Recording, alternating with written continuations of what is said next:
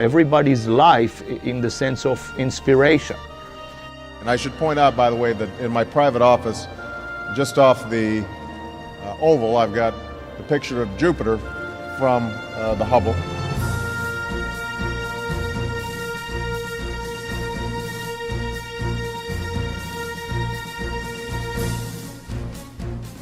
"20 years after launching on a space shuttle and opening its instruments to the farthest reaches of space, NASA's Hubble Space Telescope has become synonymous with exploration, discovery, and even a bit of luck.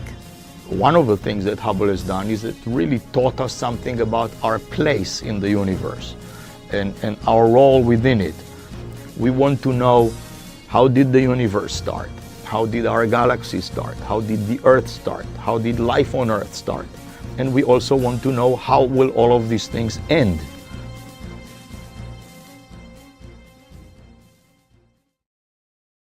When the telescope arrived, there was a lot of anticipation because there was so much extraordinary effort required at KSC in order to assure that the telescope was going to be able to maintain in the kind of environment that it had to be. And that meant a cleanliness standard that was extremely pristine, far beyond anything that we had ever launched before.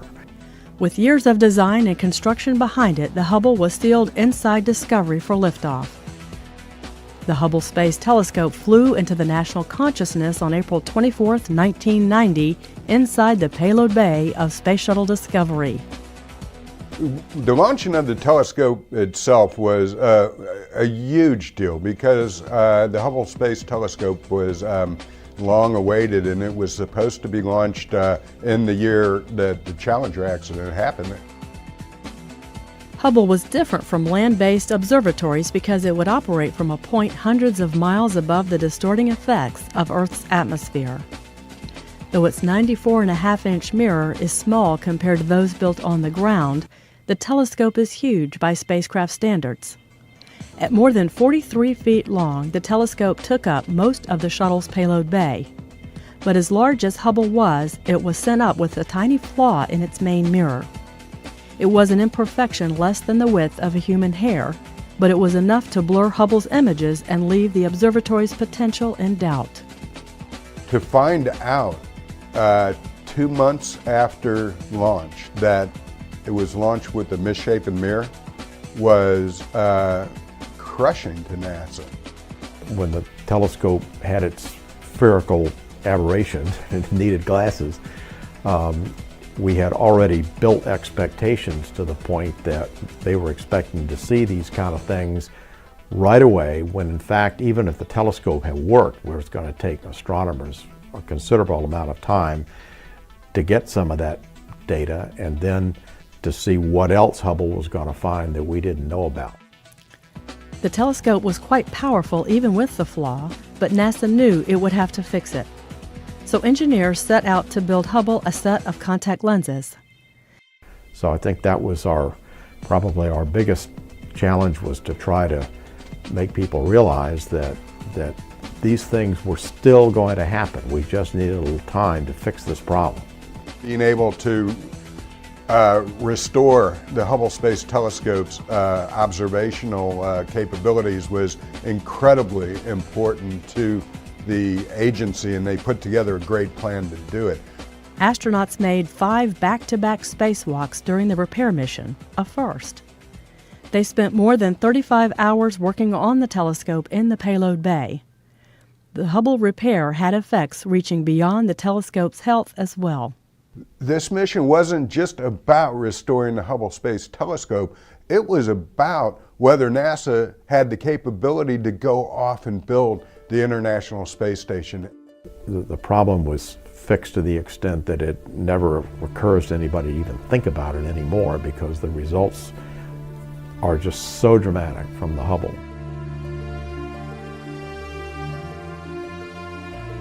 The first images from the telescope proved the servicing achieved its goal.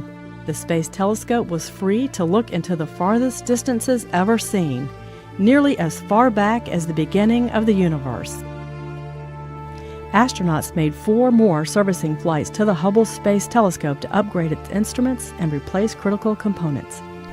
We did it in a way that we knew it was the last time we were ever going to visit the telescope, and we had to do everything to it that we wanted to do if we wanted it to last a lot longer.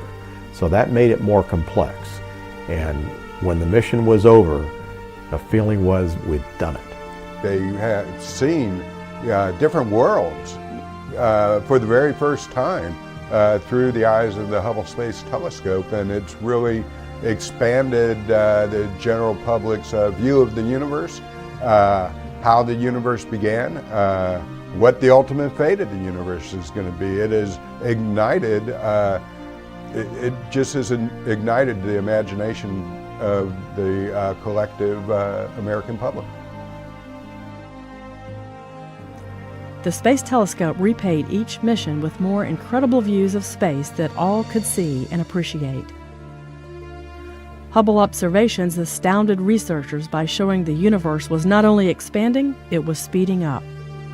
Imagine your amazement if, when I throw these keys up, you would suddenly see these keys accelerating towards the ceiling. This is what we discovered. This was extraordinarily surprising, and it led to this notion of dark energy that is pushing on the universe to accelerate. Once we began to get things back from Hubble, the scientists were beginning to see physical processes going on that they didn't really understand and hadn't been able to see before. 20 years after opening a new eye on the universe, Hubble continues to dazzle by reaching farther back in time and space. The light that we're just now receiving from some of these galaxies and different objects show younger and younger galaxies and stars, the light for which, when they left that galaxy, the Earth hadn't even been formed yet. That's how far back in time Hubble is seeing. We're talking about questions that a few tens of years ago we didn't even know to ask. The whole thing is a very storied program from the very first launch until the last servicing mission. There are more questions for astronomers to answer, and Hubble will remain in orbit to answer them for years to come.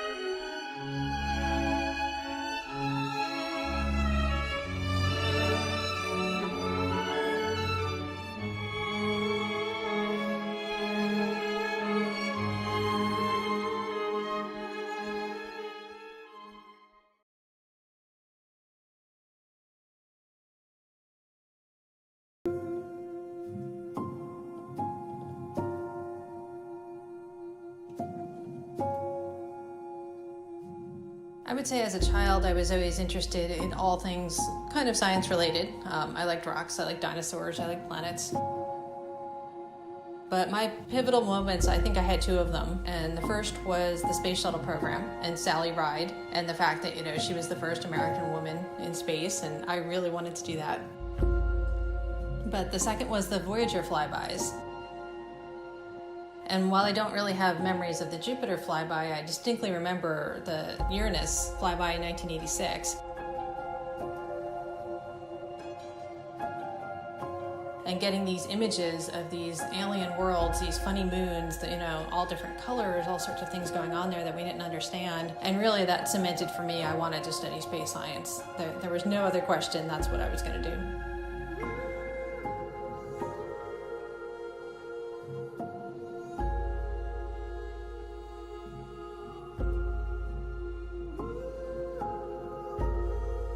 So as a planetary scientist, I study the planets in our solar system, primarily the outer planets, and I'm interested in their atmospheres and how they work and what they can teach us as a laboratory for atmospheres all over the place, including the Earth.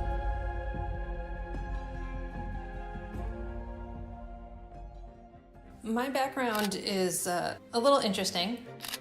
I actually originally wanted to study Mars geology. But when I started my graduate school career, I had an opportunity to work on Jupiter data, particularly with Hubble, calibrating some of the early images before Hubble had its corrective optics, right before the Shoemaker-Levy 9 comet impacts into Jupiter. And then we had this great encounter where we had all these commentary pieces hitting in, but it was a new camera on Hubble after the corrective optics. So, wow, all these great new images. And I kind of got sold into, this is really what I want to do, study the atmospheres of planets. Hubble Space Telescope's been looking at Jupiter for the past 25 years, and this particular image taken just a few days ago, we can see the dynamic cloud bands, all the swirling clouds and colors on Jupiter, of course, and the Great Red Spot. But we also see wave features and smaller storms in the atmosphere, so we're learning a lot about Jupiter's weather, basically, by doing these Hubble observations.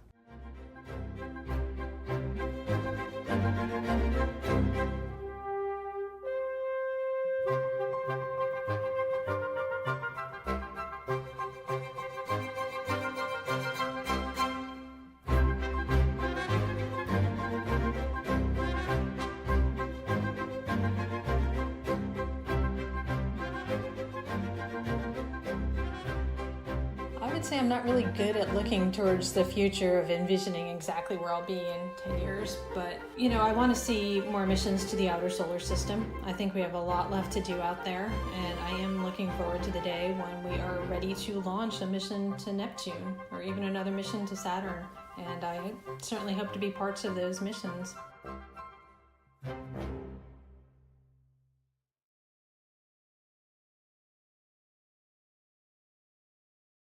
Fuzzy images, and so he decided to categorize them and make a list so that he would never be distracted by them ever again. Thus began the Messier catalog. Hubble just today released its own album full of Messier objects taken by the Space Telescope, and we're going to talk about them here today with you. Make sure to send in your questions and we'll answer them at the end of the show. But I'm going to introduce you to some very special guests. So today we're joined by Michelle Fowler and Kevin Hartnett. Thank you both for being here today. Hey, yes, great to be here. All right, we're going to jump right on into it. Who is Charles Messier and why is his catalog so cool? Well, Aaron, you just said Charles Messier was an astronomer who was active in the late 1700s, and he was really interested in finding comets. He actually found many of them over the course of his career, but there were some fuzzy little blobs in the sky that looked like comets, but he could tell that they really weren't comets because they didn't move with respect to the stars. Right. Comets appear and disappear, and they actually move with respect to the background stars, but these little fuzzy blobs stayed right where they were. So he made a catalog of basically things to avoid that weren't comets. And the thing that is a wonderful irony is what he actually had discovered were some of the most dramatic and beautiful objects in the entire universe. Right. He discovered things like dead stars, or stars being born, or what we now know are very distant galaxies. So in fact, Messier found some of the most fascinating things in the sky. Yep. What's very interesting is the first object that we'll talk about, the Crab Nebula. He was looking actually for the return of Halley's Comet himself, which was predicted to show up in the constellation of Taurus in that period. And so he was scanning to find Halley's Comet and came across this object we're going to talk about. So the catalog is just numbered basically in the order that Messier discovered these things. And so we're going to start with M1. And just like Kevin said, M1 is something called the Crab Nebula. So we actually have a depiction here of where the Crab Nebula is in the sky and a little bit about what it looks like. So you can see it's actually here in the constellation Taurus. It's going to be honing in on that. And as this begins to pan in, look, there's a fuzzy little thing there. And that's what he saw, and that's what he thought might be a comet. But as we pan into it even more, you see that there's wonderful dramatic structure. And what this turns out to be is an exploded star. It's what we call a supernova remnant. So there was a star long ago that exploded, and it actually spread its material over hundreds and hundreds of light years. And in the middle, there's the dead core of a star called a neutron star. Neutron stars are amazing. They have the density of Mount Everest pushed into every teaspoonful of material. And they actually rotate hundreds of times a second. And I remember that you actually knew what year the star exploded. Yes, so historians have figured out that this is associated with the Chinese sighting of a guest star, they called it, that was visible, so bright it could be seen during the daytime, and that was 1054. So we're very sure when this star actually exploded. Now, Kevin is an amazing amateur astronomer. He actually takes pictures of these objects with his own telescope. So should we go to some of the images that you've taken yourself? Sure, why not? In this case, I don't have one of M1. We'll see others, but I wanted to show you both this chart and where M1 can be found. Do you see the constellation of Taurus here? This little cluster of stars called the Hyades is V-shaped, and it marks the horns of the bull of Taurus. He's up and to the right of Orion, very easily spotted in the winter sky. And you take the lower horn and look at it with a telescope, and you're sure to find M1 if you just sweep around the field of view with that star in it, because it's very close to that star named Zeta Tauri. So I want you to know that in the Hubble catalog that's been released, we have a star chart like this for every Messier that's in the catalog. So even if you don't know anything about the Messier objects, you'll know basically where to find them in the sky, what season to look for them in, what constellation they're in, and we also tell you in the album what telescope is a good one to look for this object with, and what time of the month or what month of the year you should be looking for it. So keeping with the theme of dead stars, there's another one of my Messier objects that's one of my favorites. It's called the Ring Nebula. And so we talked about M1 being the first one. This is all the way at M57. Now the Ring Nebula is in the constellation Lyra. And this is actually a different sort of dead star. The first one we saw exploded violently in a supernova. This star is basically gently unraveling itself into space. It was a star that was more about the mass of the sun. It's dying and actually losing shells of gas around it. And in the middle, there's the remnant of this tiny little star, which is now cooling off and basically dying. So the Ring Nebula is a beautiful, beautiful object, and you can see some of the complexity that the Hubble Space Telescope discovered when it actually took many different visuals of this Ring Nebula. So the thing that I really love about the Ring Nebula is it's not very easy to see in a telescope. You have to use a special technique to see it. So tell us a bit about your observations of the Ring Nebula and how you see an object like this. Okay, sure, I'd be happy to. It's one of my favorites. It's a great summer favorite for amateur astronomers.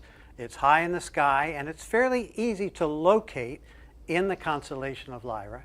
But as Michelle said, it's small and a little bit hard to find. And when you put in an eyepiece that has more magnification, it dims, and it gets a little tricky to see, especially the hole that's in the center.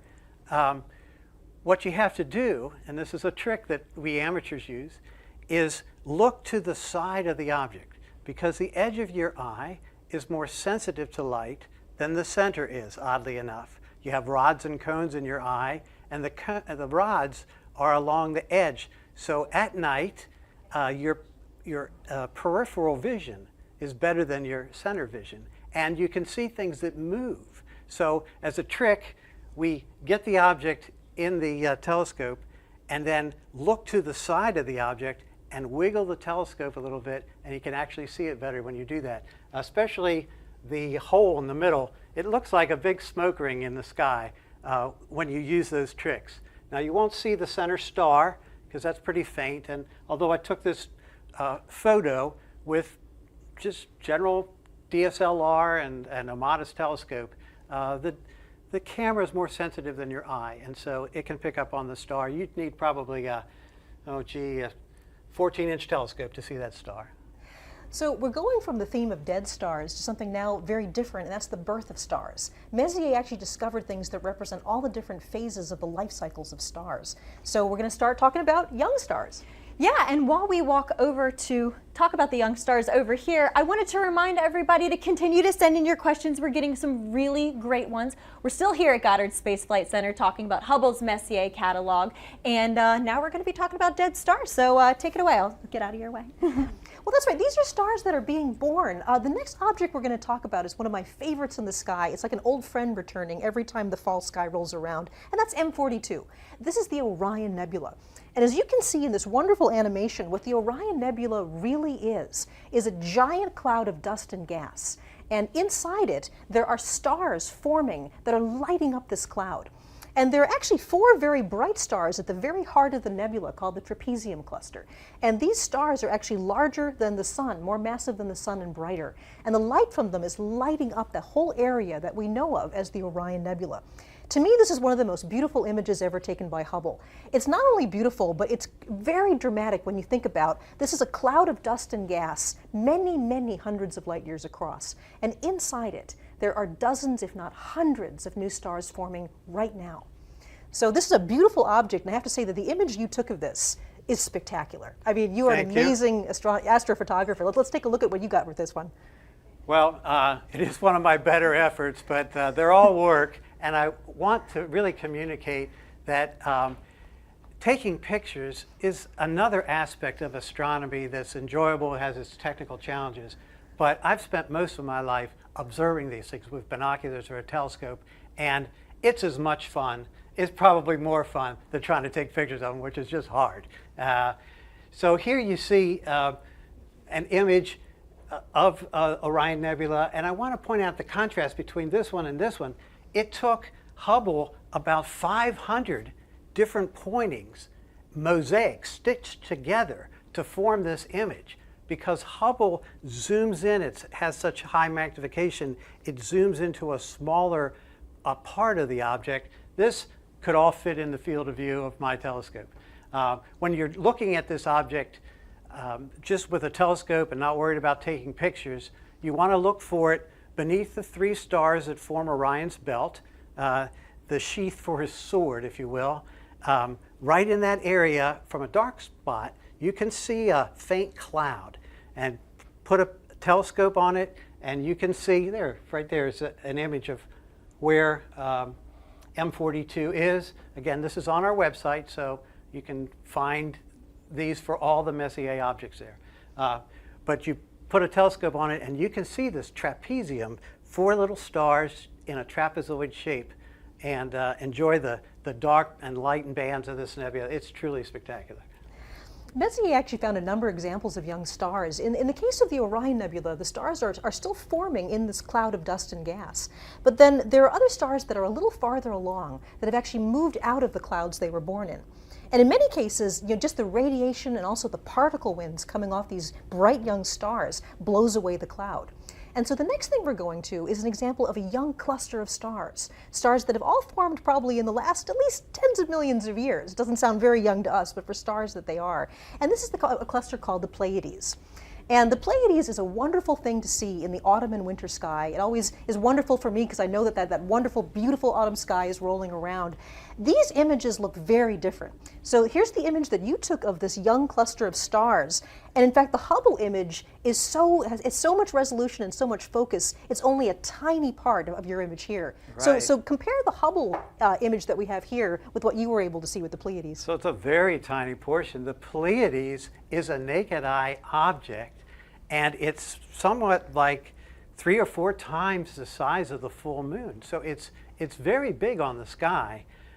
This image taken by Hubble of part of the gas and dust surrounding these stars is right in between this bright star called Meropa and these two little stars next to it. So it's a very, very tiny portion of the actual Pleiades.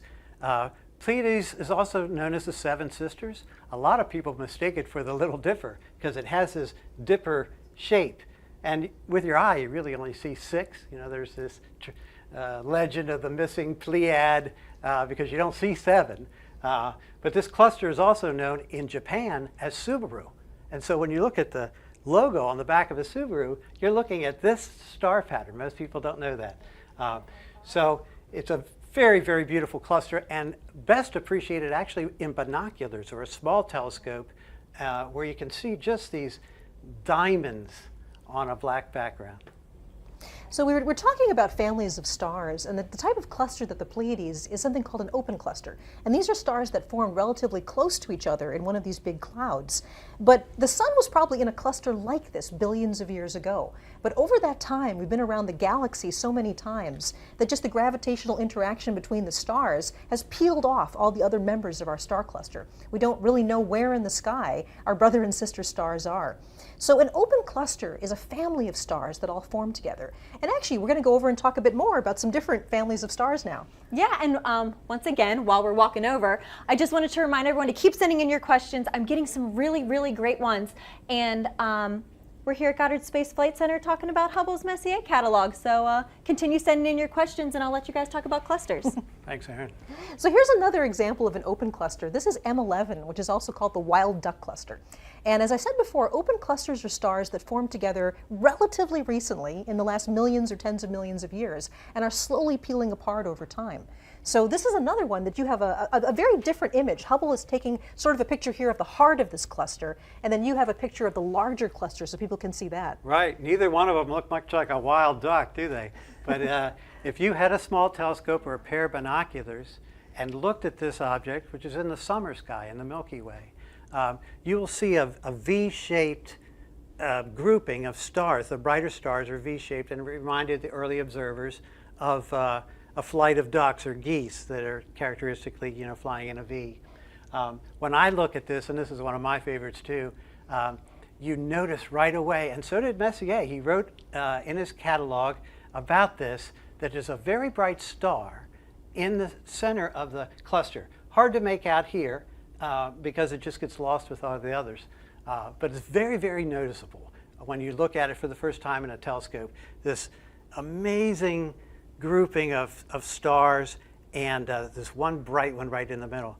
Now I find this cluster is particularly fun to look at in higher magnification, and I like to use a zoom eyepiece.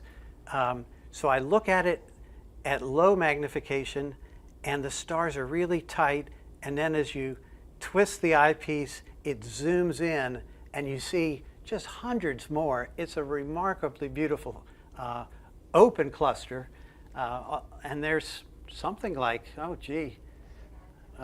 hundreds of stars in the cluster. That's right. Now, an open cluster can have dozens or hundreds of stars, but there are actually much larger star clusters as well.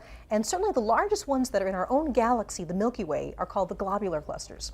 And we have an absolutely spectacular picture of a globular cluster here. This is the globular cluster M15. So this is the 15th thing on the list of things that were not comets.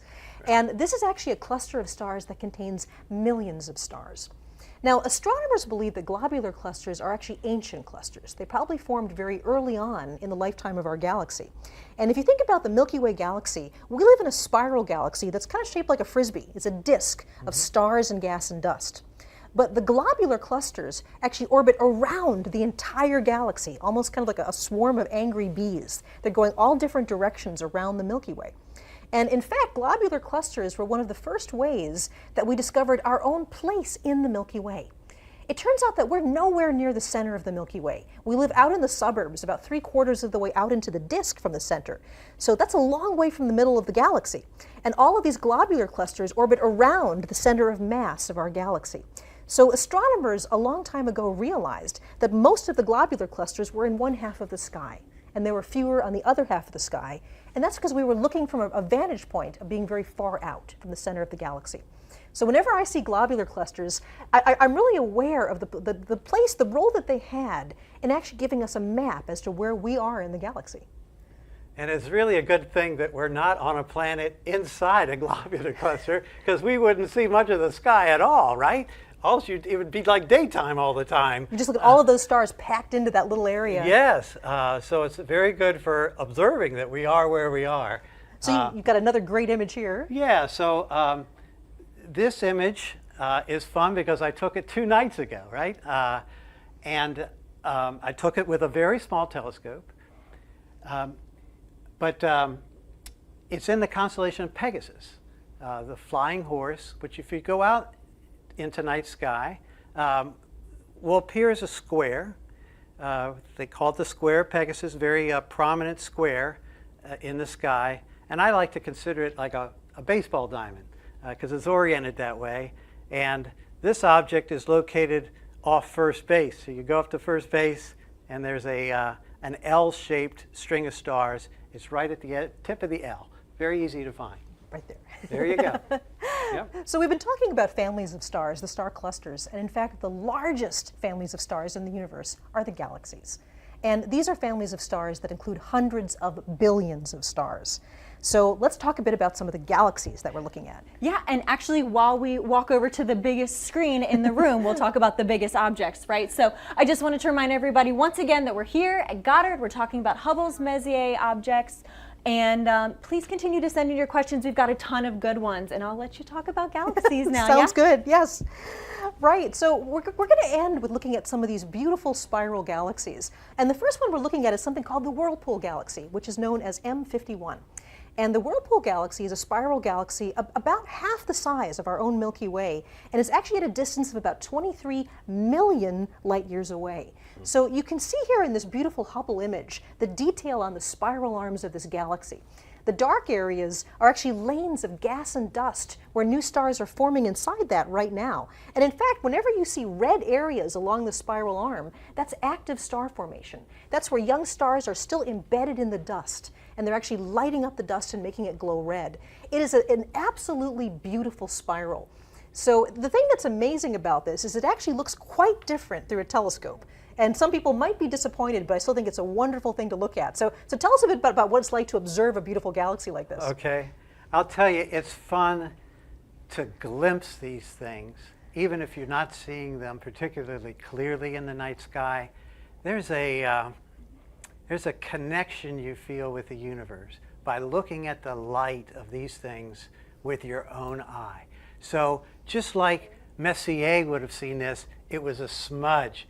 But now you know what it really is. And that's electrifying. If you're at night searching for these things with your telescope and finding it and realizing what you're seeing, there's nothing really quite like it.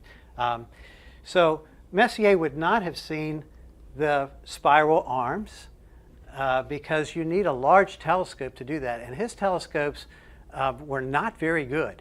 They weren't even made of glass. The ones that we use now with mirrors, the mirrors were made out of metal back then. And we've looked at these globular clusters. In M15, Messier noted he didn't see one star in that globular cluster that we now know has millions of stars. So his view was very, very different. But this is an image I took. It took about 4 hours to lay up that image. In a second, I'll show you what one little frame looked like. But this object was not seen by Messier at the time. It's a neighboring galaxy. He only saw the very core of this, and it looked like a little blob. So the thing is that even if your telescope image doesn't look like this, it's still wonderful to think that the light you're looking at, even when you see a little smudge on the sky, in this case is 23 million years old. 23 million light years away means the light took that long to get to us. So when you see this beautiful galaxy as just a smudge in the sky, that light left long before there were humans on the Earth. So you mentioned you're going to show us. So this is what you might see through even a large telescope. Yeah, well, this is taken through an 8-inch diameter telescope, and it took, I'm trying to remember now, about 3 minutes or 4 minutes to lay up this particular image. And you see you get all the light pollution, right? The sky glow in the background too.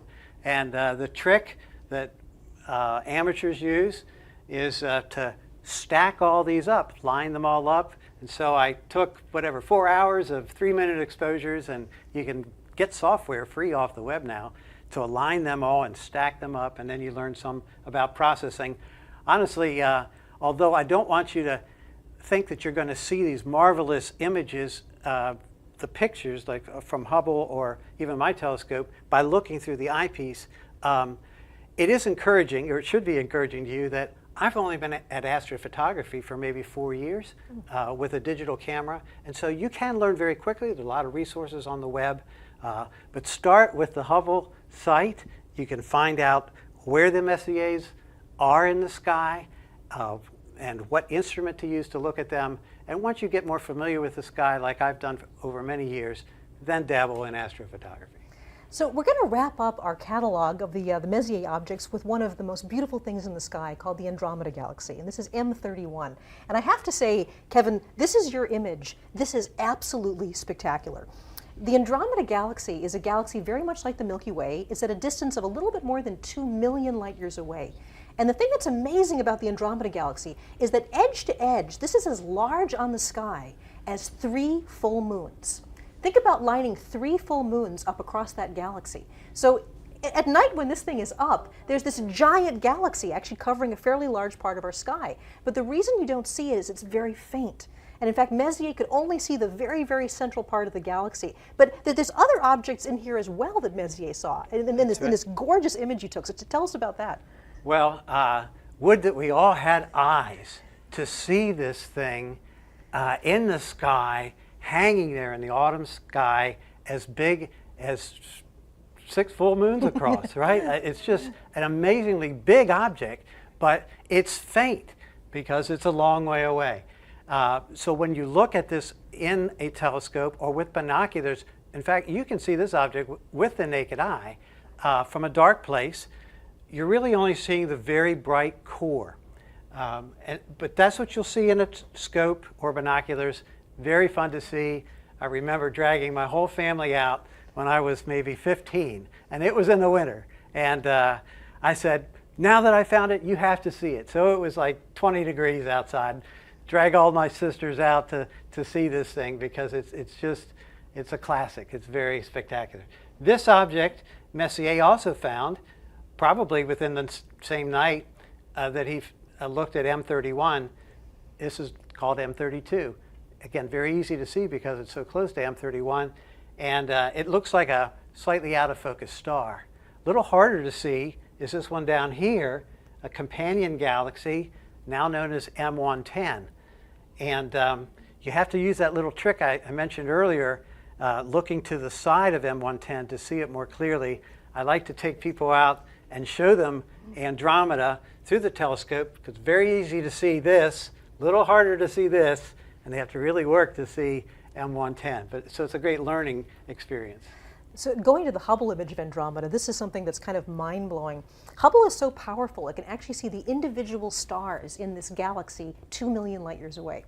Now, this galaxy contains hundreds of billions of stars. And when you look at this image, there's kind of a graininess to the image, and that's real. These are all individual stars that Hubble can pick out. Now, the amazing thing is it took Hubble over 400 different pointings to stitch together this giant mosaic of Andromeda. And in fact, Hubble only had the time to image about 1/3 of the galaxy. So think about that. More than 400 Hubble images all put together in a mosaic to cover just about 1/3 of the Andromeda galaxy.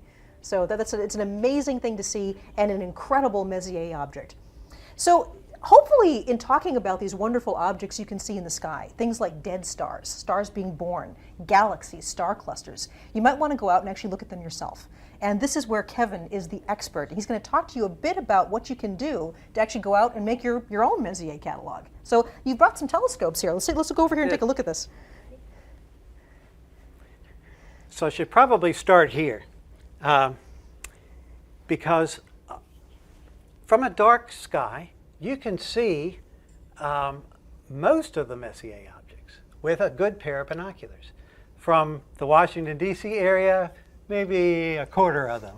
But if you're out in a dark spot, you can see many of these. So get yourself a star chart like this and find them, or use the star charts that are on the Hubble site, and you'll know where to look. It's good to use a set of binoculars at night that's one like this. This is a 10 by 50. 10 is the magnification. 50 is the size in millimeters of the glass up front. Most of us have 7 by 35s at home, and they're great for terrestrial viewing, looking at things in the yard or whatever. But you want a little more power, and you want to gather more light because the stars are faint. So you want this lens to be as big as you can hold steady. That's the other caveat, right? So if you get too heavy a binocular, you can't hold it steady and you won't get a very good view. So just two other representative scopes. You might be fascinated to know that the beautiful picture of Andromeda that I took and the one of the Pleiades was taken with a scope almost exactly this size. It wasn't this particular one, but I had it mounted on the back of a larger scope and a more expensive mount that was tracking the stars because, again, had to lay up these time exposures. But you can enjoy the Pleiades and the Orion Nebula and M31 all as beautiful objects in a scope this size. Our website says for each individual object, it's best seen or can be seen with a large, medium, or small telescope. This is what we mean by small, up to 3 or 4 inches. Medium would be more in the class of a 6 to, say, 10-inch diameter telescope. The size of the lens, again, is the size of the, it's what's collecting the light. So think of it as your eyeball. Imagine your eyeball being 8 inches wide. You collect a lot more light. And then larger scopes, which you didn't have room on set to bring in here, can be 10, 12, 16. Some amateurs have 20-inch telescopes, great big things. But they get obviously difficult to move around. Each has their own price range and pros and cons. Read up on a website that describes telescopes before buying one. And really, I recommend learning your constellations, finding the Messier objects with the binocular, and then stepping up as your interest continues. Here's a zoom eyepiece that I was mentioning before. So you just twist it and it magnifies, so you don't have to keep reaching for different eyepieces. If you do want to do that, there's many different types, and it just makes it easier. I find it easier to just zoom in. Interestingly, Charles Messier, he looked through about every telescope he could get his hands on, and they weren't very good. And they didn't have eyepieces. The eyepieces they had weren't replaceable, I should say. They were a fixed magnification. So interesting difference. Before we go on to some questions from the audience, actually the question I have for you is how many Messier objects have you personally seen? Oh boy. Yeah, so I've seen just about all of them. We didn't talk about it tonight, but there's a large group of galaxies in the constellation Como Berenices off the tail of Leo and next to Virgo, where there are just literally scores of galaxies. Some of them are Messier objects. Many of them are not.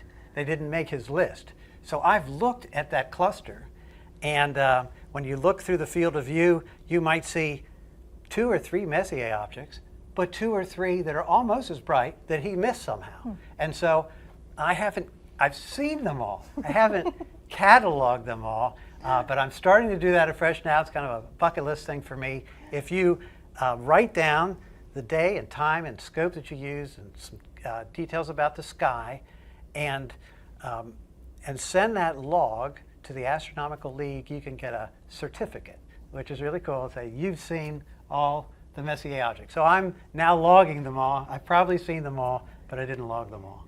Well, excellent. So, I think before we go, we have some time for questions. Yeah, we do, and it seems like we have a couple Messier collection hopefuls in here.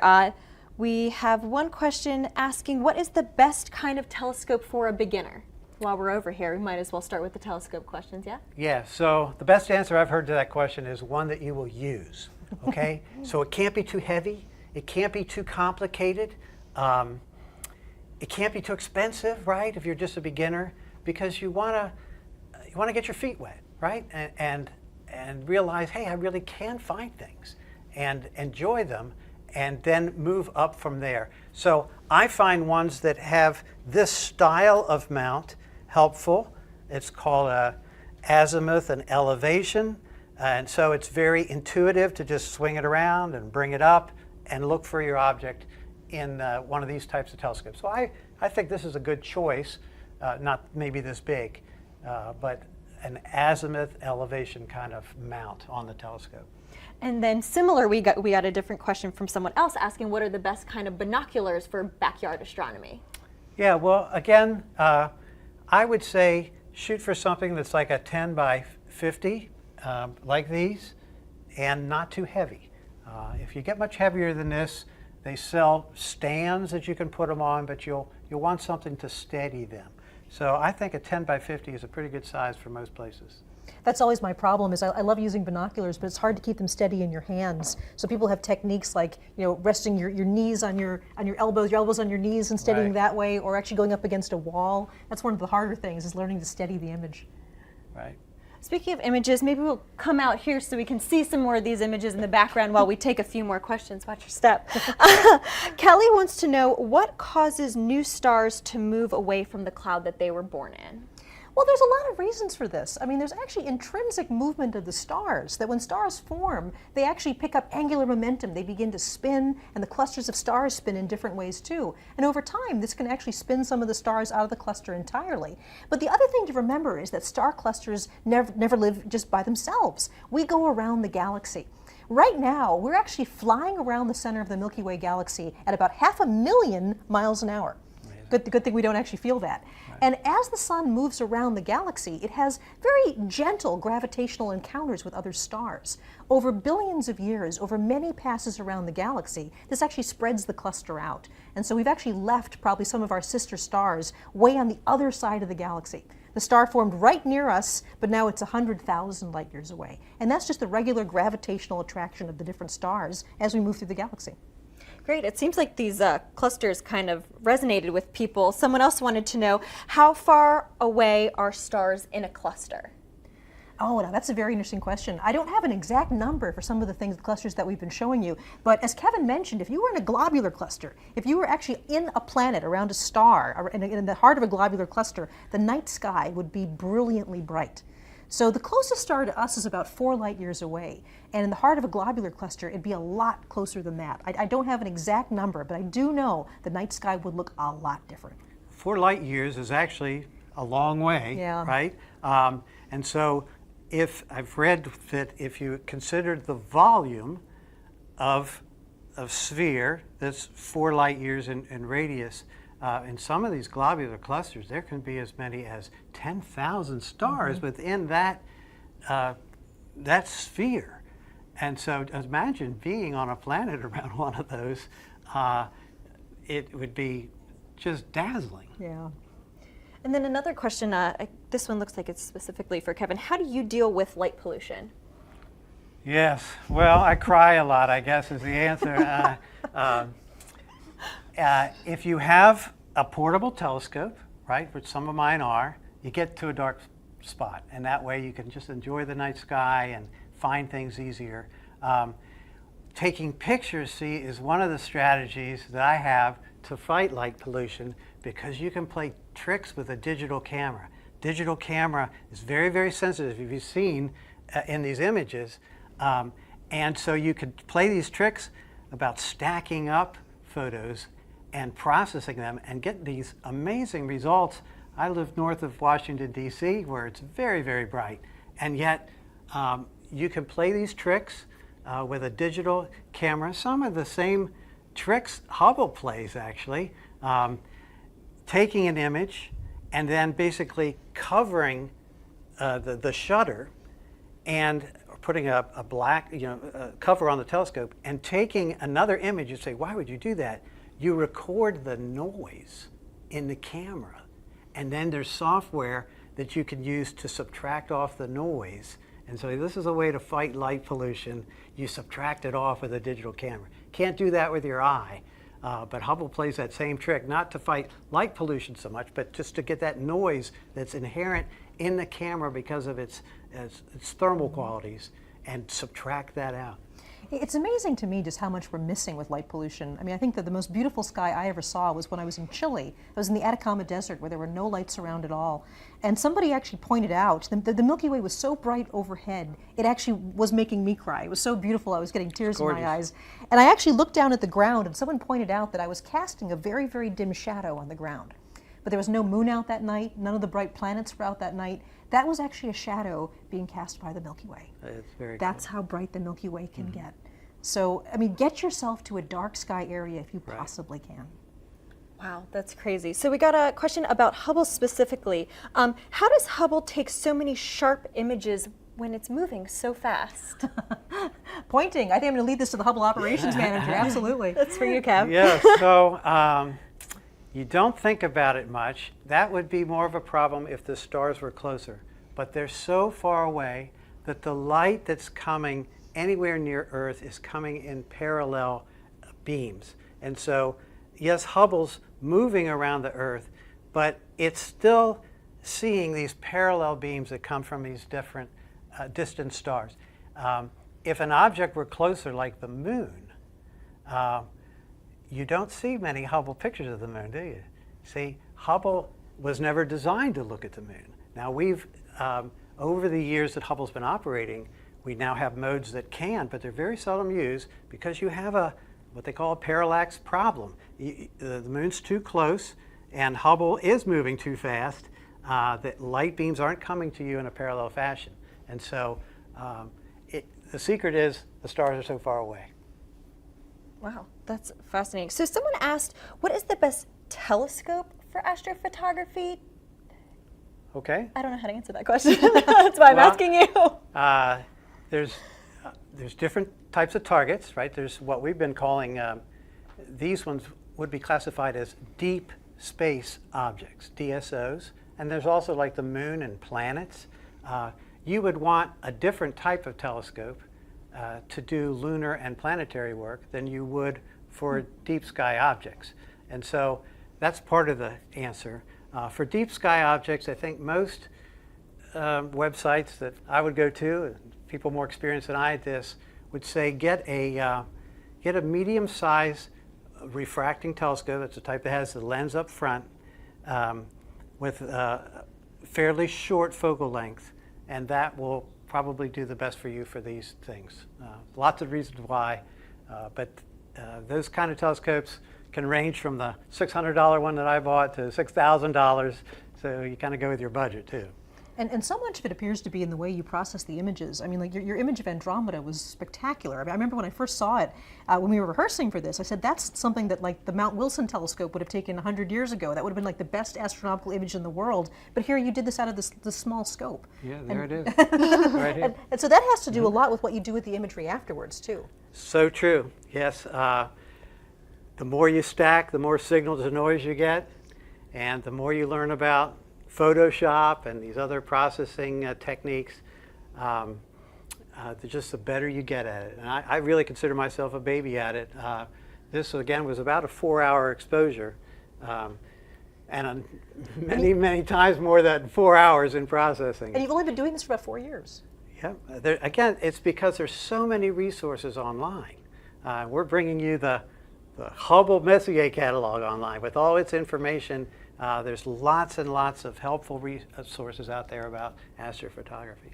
The Messier catalog is such an inspiration to me because, sort of wrapping it all up again, we talked about avoiding these things that aren't comets, but instead it turns out to be the catalog of wonders. I mean, everything from dead stars to baby stars to these vast galaxies that you took a picture of. Well, in some strange way, we have Charles Messier to thank for all that, even though it wasn't what he was looking for. Yes, he found 13 comets on his own, remarkable for the instruments he had, and operating from the center of Paris. Can you imagine it? In an observatory there. And he co-discovered 7 others with his friends. So the man found 20 comets in his lifetime. Very, very remarkable for the instruments that he had and the place that he was doing it from. Try to even discover one from the center of Paris right now. Pretty hard to do. Yeah. Are you ready for another question? Sure. Alejandro wants to know, what are your favorite locations for stargazing? I guess I can ask both of you that question. Well, I just mentioned the Atacama Desert, but that's kind of hard to get to. So, you know, it is amazing to me how much you actually can see from a relatively dark backyard. If you can get yourself to an area with a nice clear horizon, you know, I've seen comets through small binoculars. You know, I've seen small telescopes where you can see the rings of Saturn. Saturn in particular is an object, I mean, obviously a lot closer to us than the Messier objects are, but this is one of the things where if you're a little disappointed by the Andromeda Galaxy just being a smudge, when you see Saturn and its rings right there in front of you, and the moons of Saturn as well, that's something that just floored me the first time I saw it. It looked like somebody had taken a picture of Saturn from a textbook and just kind of pasted it on the end of the telescope. So some of these objects are actually very easy to see. They're very bright, so you don't need a dark sky to see them. Yeah, that's right. The moon and planets, in even a very modest-sized scope, can be a unforgettable experience. As you mentioned, seeing the rings of Saturn, I've been at so many star parties, we call them. We have telescopes out and have fun with the heavens. It's so fun to see people see the moon or the planet Saturn or Jupiter with its moons and bands for the first time. They never forget it. I never forgot it. That's really what got me into astronomy many, many years ago, seeing Saturn. There's a connection with the universe that you feel, and it's really unforgettable. But where would I go? Around here, I have a brother-in-law that lives down in Virginia in the mountains, and so that's a good spot to go.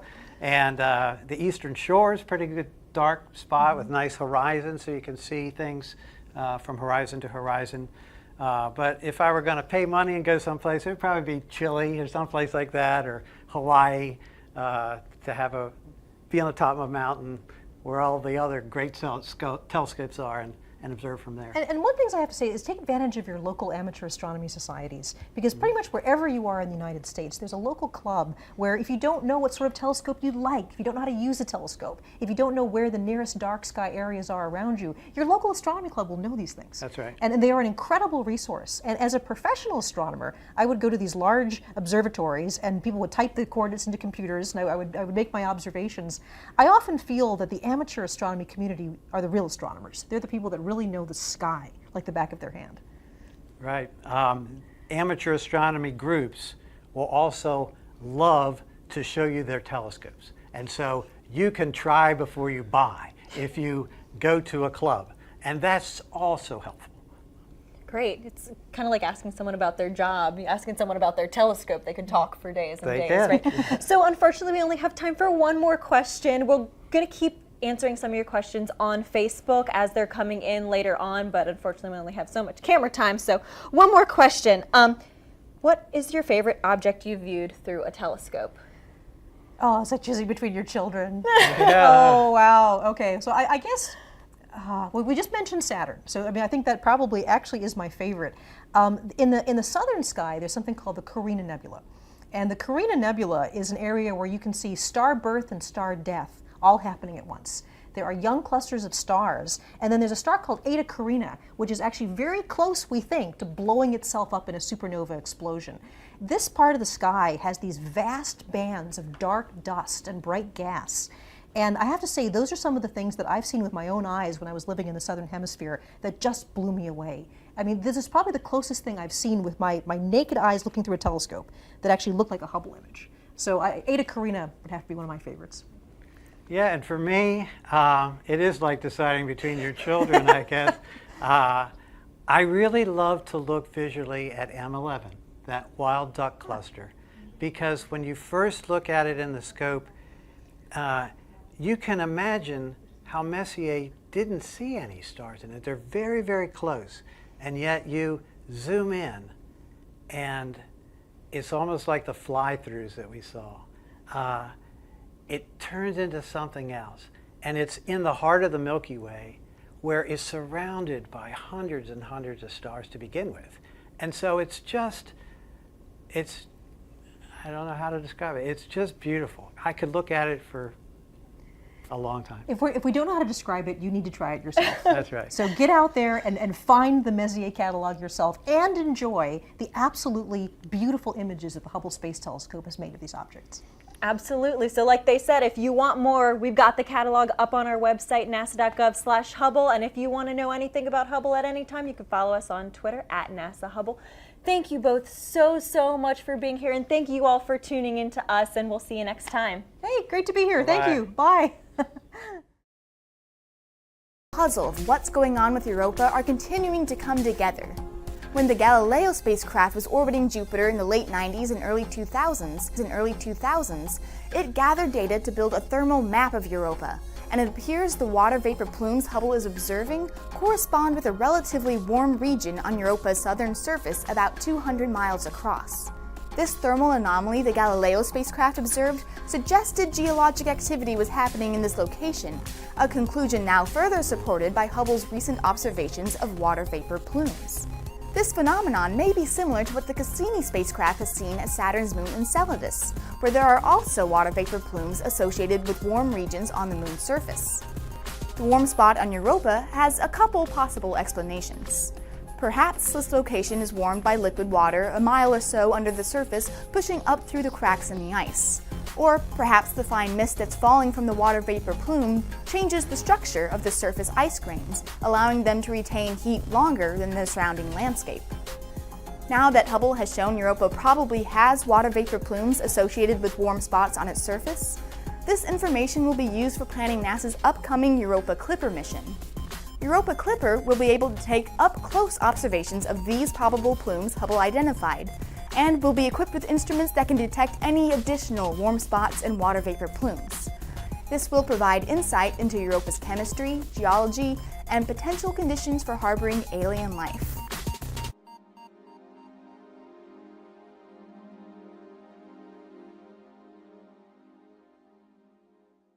Now on Facebook and YouTube. So feel free to comment your questions and we'll try to get to them later in the show or afterward on social media.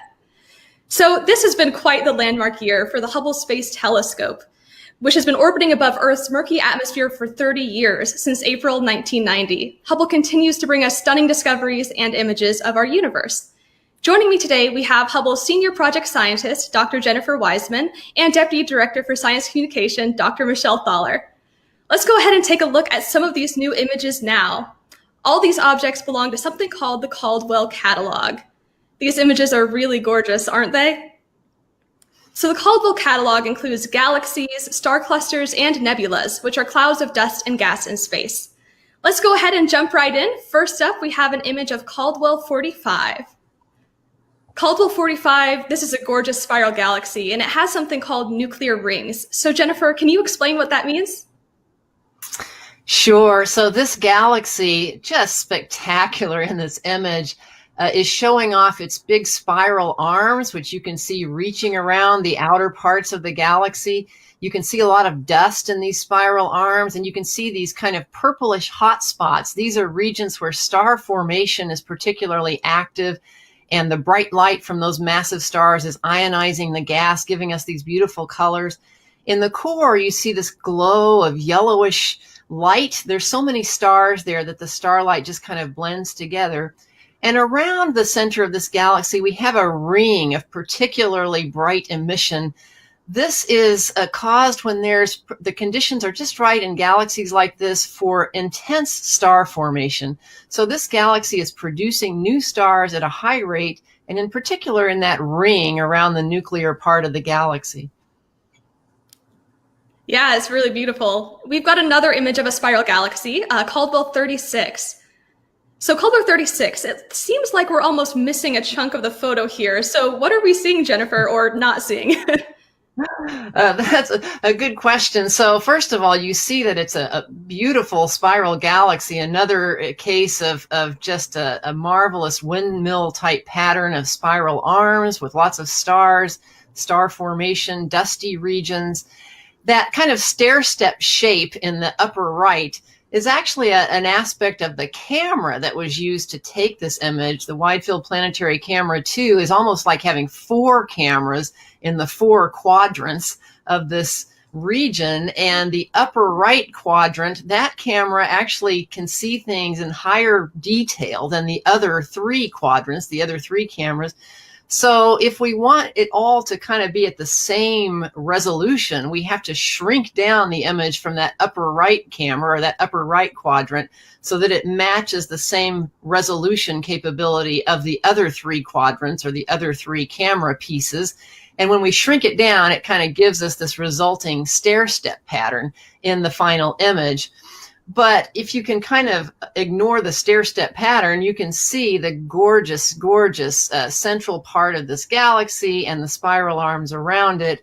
And again, another example of nature's spectacular means of arranging stars and continuing the production of new stars in active spiral galaxies like this one. Yeah, thank you, Jennifer. We've got another beautiful galaxy image of Caldwell 29. So at the heart of Caldwell 29, astronomers suspect that there is a supermassive black hole. So Michelle, could you tell us more about what black holes are? Oh, absolutely. So, I mean, the amazing thing about a black hole is that it's a region of the universe where gravity is so extreme, it can actually suck light in itself, and that's why we call them black holes. Now, normally we think of black holes being formed by stars that die and their cores collapse under the force of gravity. But in this case, we're talking here about a supermassive black hole. In the center of a galaxy, black holes can get to millions or even billions of times the mass of our sun. So this galaxy has a particularly mysterious bright center.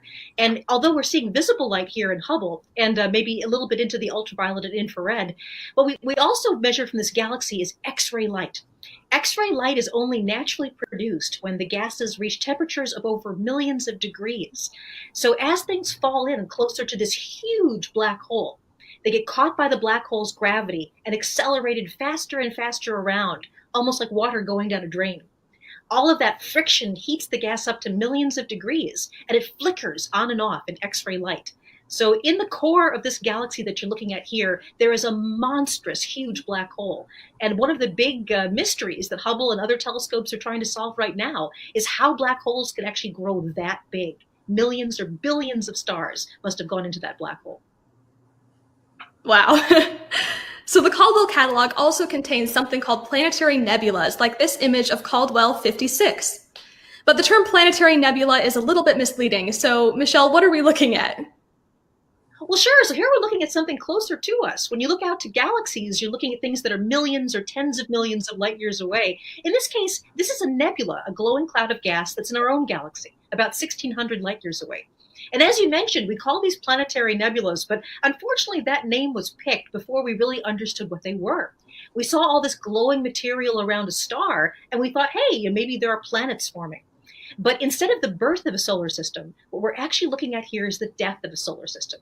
Planetary nebulas are formed when a star begins to die, and it bloats up to huge sizes, then begins to drift away into space. And what's left at the very center of this nebula is a white dwarf star, a star that's actually just lost its nuclear reactions entirely and is slowly cooling off. So this is a wonderful planetary nebula that it's a little bit poignant. We're actually looking at the death of a solar system. And that's the gases that you see glowing here being unraveled from this dying star. Very cool. Thank you, Michelle. So the next cosmic object we're going to look at is Caldwell 73, which is a globular cluster. You can find Caldwell 73 in the southern skies with binoculars. But Michelle, what exactly is a globular cluster? Oh, these are absolutely wonderful. These are the largest star clusters that are part of our galaxy, the Milky Way. They orbit around the Milky Way, but not actually usually in the disk of the Milky Way. We are in this disk of gas and dust going around. The globular clusters are going every which way around the Milky Way, sort of like a swarm of angry bees, and they are huge. This particular globular cluster, the center of it is about 40,000 light years away from the sun. And it has the mass of over 500,000 suns. And because we think that most of the stars in this globular cluster are actually not as massive as the sun, that means it probably has 1 million stars or more. The amazing thing about these globular clusters is they're also very old. So this particular cluster we estimate to be a little bit over 9 billion years old. And when you think about the sun being somewhere between 4.5 and 5 billion years old, this is an old cluster indeed. So these clusters may give us clues about how the galaxy formed and even what the universe was like many billions of years before the sun and the earth formed. So it's absolutely lovely. I mean, doesn't it look like sort of scattered diamonds and jewels on black velvet? You know, I've had the privilege to be looking at this cluster in the southern hemisphere, and you know, even through a small telescope, it is absolutely spectacular. Yes, it definitely is. Now, one of the coolest things about Hubble is that it can look at cosmic objects in different wavelengths of light. So let's take this image of Caldwell 52. Hubble was able to image this galaxy, this elliptical galaxy, in both visible light and infrared. So Jennifer, when Hubble is looking at an object in the infrared, what is that telling us? Well, we are so fortunate that Hubble is able to look at objects like this galaxy with different kinds of eyes, if you will. Certainly we can look in visible light, but Hubble also has the capability of taking in ultraviolet light, which is bluer than blue, and also somewhat into the infrared part of the electromagnetic spectrum of light, so redder than red. When Hubble looks at visible light, it's capturing starlight in visible light, and also sometimes you can see regions where dust in the galaxy is blocking out some of that starlight. So you can kind of see the blockage there. When we look in the infrared part of the spectrum using Hubble's infrared capabilities, we can see more of the reddish stars throughout the galaxy and more of the emission coming from dust throughout the galaxy as well. Kind of the glow from dusty regions, heated regions. And if we can combine what we see in infrared light with what we see in visible light, we get a much richer picture of what we're seeing in that galaxy. We can learn a lot more. So in the Hubble image, you can actually see the infrared picture up in the top middle, the visible light in the bottom, and the combination of the two in the upper right. And you can see how much we can see and learn a lot more by having both visible and infrared light combined. Definitely. And Jennifer, even after 30 years, Hubble is still bringing us amazing views of the universe. So could you tell us what this landmark anniversary means for the mission? Well, we are delighted that the Hubble Space Telescope is working very well, even though it's been operating in space for 30 years. It's a satellite in orbit around planet Earth. It was launched and deployed by the Space Shuttle back in 1990. And thankfully, we've had several return visits from astronauts to the Hubble Space Telescope over the years. Each time astronauts have returned to Hubble, they've been able to repair things or install new and improved instruments, including science instruments. So we now have on Hubble a really fantastic suite of cameras and spectrographs. We have good gyroscopes and batteries that help us be able to operate the telescope and point it accurately. And we're confident that the Hubble Space Telescope will be able to operate well for quite a few years to come, hopefully throughout most of this decade and maybe beyond. And that's good news for science, because Hubble right now is really at the peak of its scientific capability, even 30 years into its mission. We're doing things with Hubble now that we hadn't even imagined before it was launched, like studying the atmospheres of exoplanets, planets orbiting stars other than our sun, outside of our solar system. And we're looking ever more deeply into the universe at distant galaxies as well, understanding the history of the universe. We are also looking forward to Hubble operating in complement with the James Webb Space Telescope that is due to launch the latter part of next year.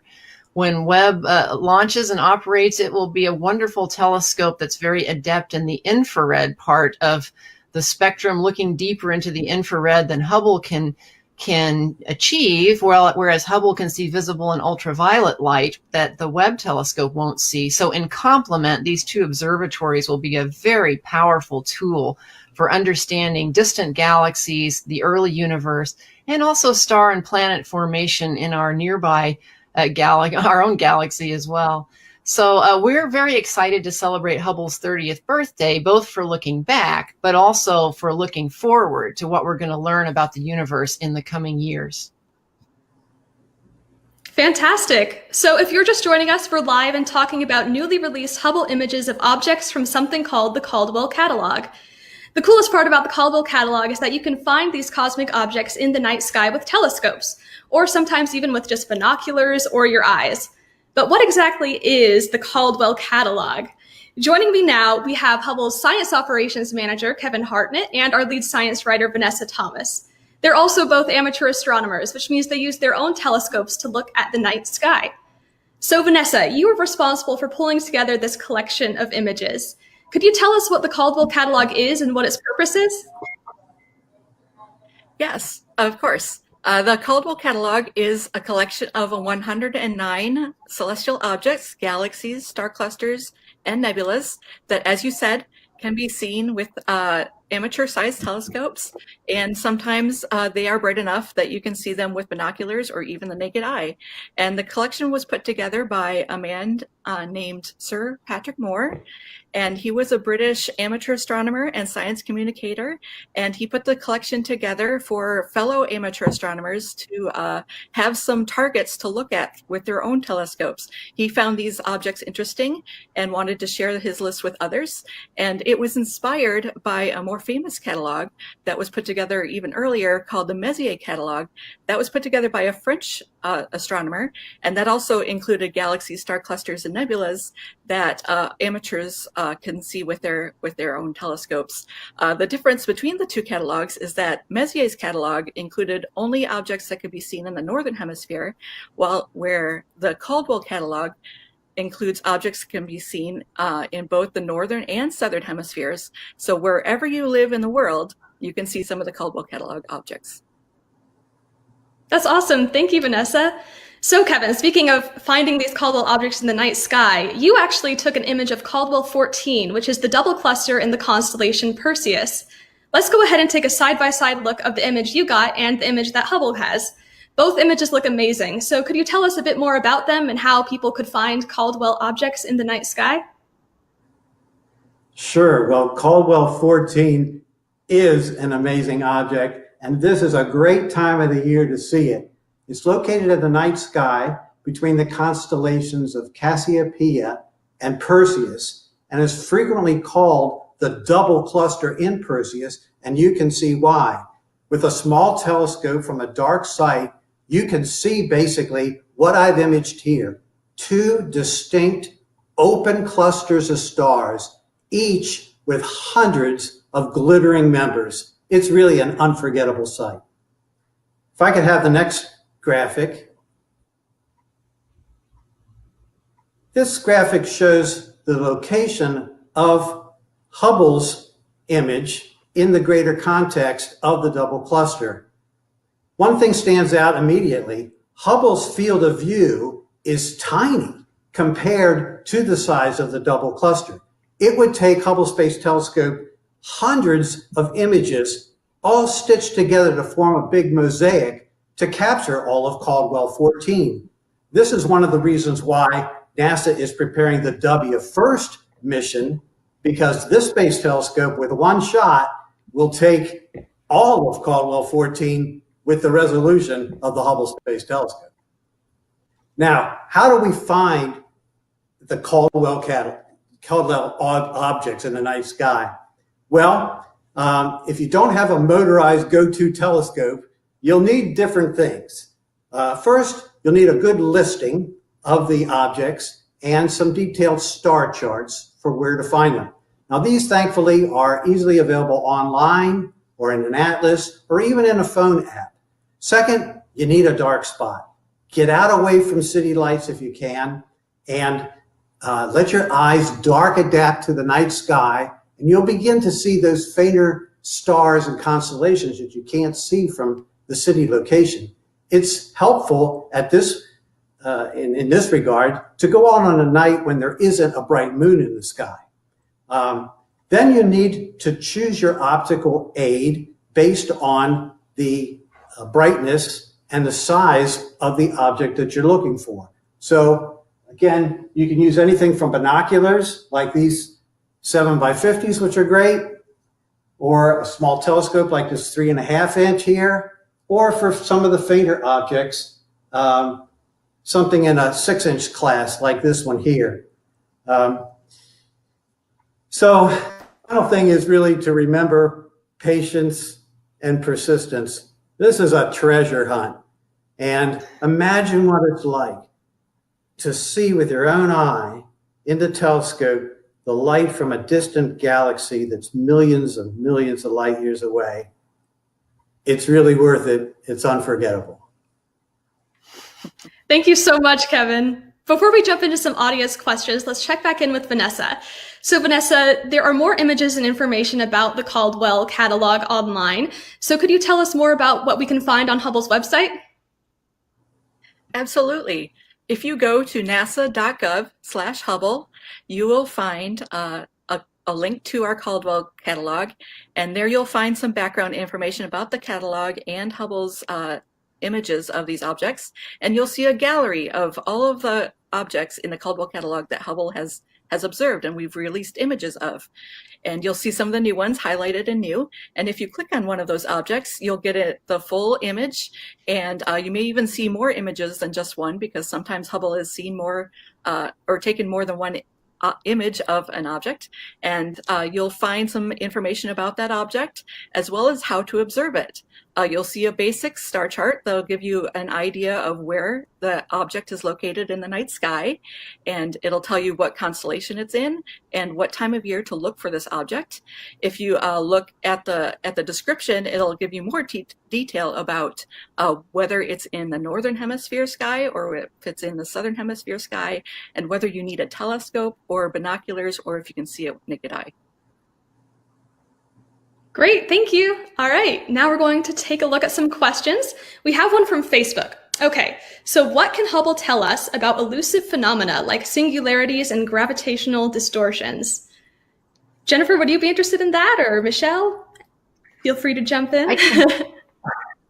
I can take a shot at it. We are able to see the effects of some of these unseen phenomena. So let's take dark matter, for example. We now know that the majority of mass in the universe is unseen. It's dark matter, but we know it's there because of its effects, its gravitational effects.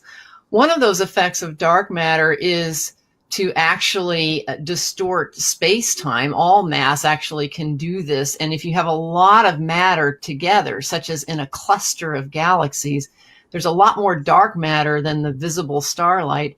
And that can actually distort space-time significantly enough that when we look at that region with the Hubble Space Telescope, the light coming through that distorted region from a background galaxy will get magnified and distorted, stretched out. Sometimes we'll see multiple apparitions of that background galaxy. We call this gravitational lensing. And through it, we're able to discover and detect and map out the distribution of dark matter in that cluster of galaxies, even though we can't see the dark matter.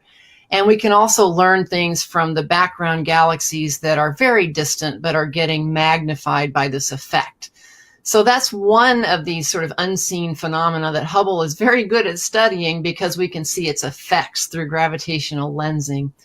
We're also contributing to the study of dark energy. This is the mysterious force that seems to be propelling the expansion of the universe to faster and faster rates.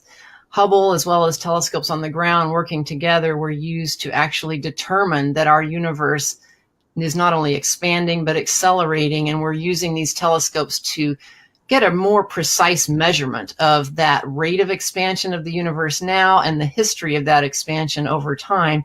We don't yet know exactly what dark energy is, but Hubble is giving us a lot of new information to help us find out. Great, thanks, Jennifer. Okay, one other question we have. So are these actually photos taken by Hubble as it is, or is it like a reconstruction of raw images? So maybe if someone wants to talk about how we get the Hubble images that we see today briefly. Let's see. I vote Vanessa. All right. Sounds good. I can take that. So Hubble takes images in black and white, actually, through different filters. So it uses filters to isolate the type of wavelength that astronomers want to observe. So Hubble's images actually come down black and white, and to get color images, we have to take multiple images, exposures, in multiple filters. So we put those multiple filter images together to create these beautiful color images that you see. And yes, and we do additional processing. Sometimes Hubble takes multiple images of an object because maybe the object is too large to fit in the field of view. So we have to take multiple images to get the whole object or to get more of the object of interest. And so we have to mosaic those images together as well. So there is some processing that goes on, yes.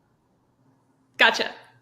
Thanks, Vanessa. Awesome. Okay, so on Facebook, it sounds like we have someone who is a beginner amateur astronomer looking for some tips. So Kevin, do you have any words of wisdom?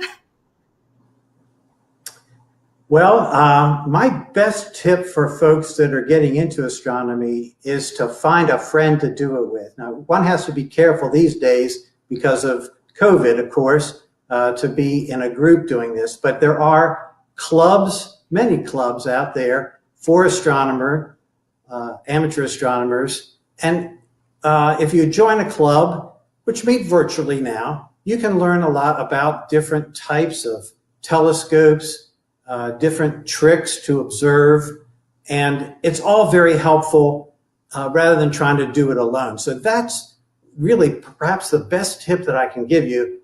Don't do it by yourself, or if you feel like you have to because of COVID, take advantage of online meetings or YouTube videos. There's lots of them out there that describe telescopes or binoculars and how to use them. There's a wealth of information online these days. Great. Thank you, Kevin. All right. I think we're just going to do one more from Facebook. How far away is Hubble from us? So anyone want to take that one on?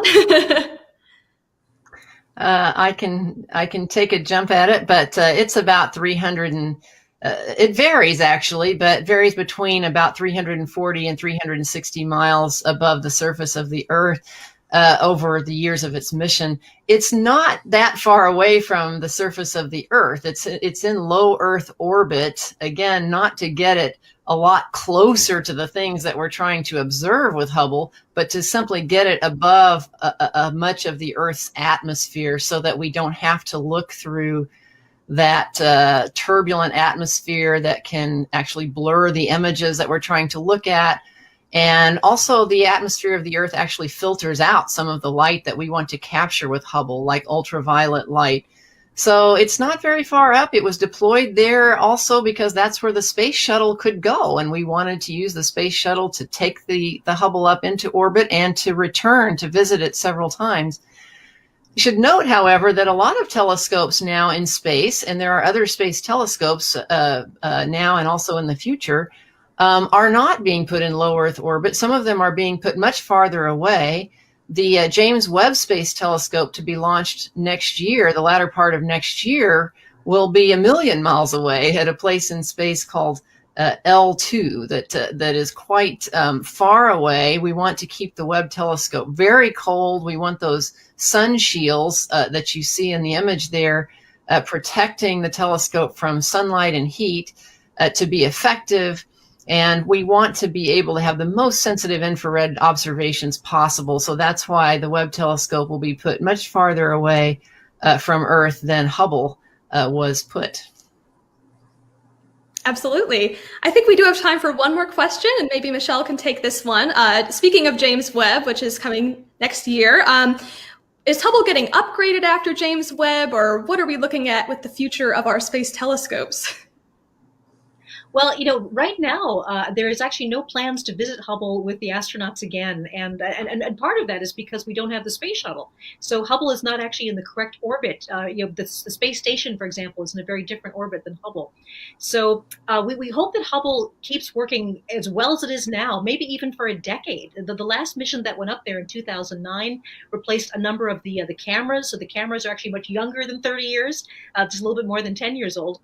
And they also did things like replace gyroscopes so that the telescope will be able to point itself very well. So, some of the things that I'm really excited about as far as what we're doing in the future of Hubble, we're working on, for example, catalogs that astronomers all around the world can use, catalogs of say, star regions where young stars are being formed right now. Another thing that we're doing that I'm very excited about is monitoring the atmospheres of planets like Jupiter and Saturn. So a lot of people have heard that the red spot of Jupiter is shrinking and it's actually changing color as well. So Hubble will be doing that too. So Hubble has a huge future ahead of it. And although we're not expecting to actually upgrade it at this point, it is still going to be this incredibly relevant and wonderful observatory. And when the James Webb Space Telescope is launched later next year, the two observatories, we hope, will be able to work in conjunction to some degree. And this will allow us to do something called calibration, where we make sure that one telescope is agreeing with the other telescope. We can make our images and our measurements as accurate as they can possibly be. So that's something I'm looking forward to next year. It's going to be a big event. Yeah, it's going to be awesome. Well, thank you all for sending in these questions. Unfortunately, we're going to have to wrap things up for today, but if we didn't get to your question here, we'll try to answer it later on social media. Thank you for joining us. We love sharing these newly released Hubble images of objects from the Caldwell catalog with you. All the images we talked about and many more can be found online at nasa.gov/Hubble. There, you can also find more Hubble content and fun online activities you can do with your family or on your own. Be sure to keep up with us on social media at NASA Hubble on Twitter, Facebook, Instagram, and Flickr. Thanks again for joining us, and have a wonderful weekend.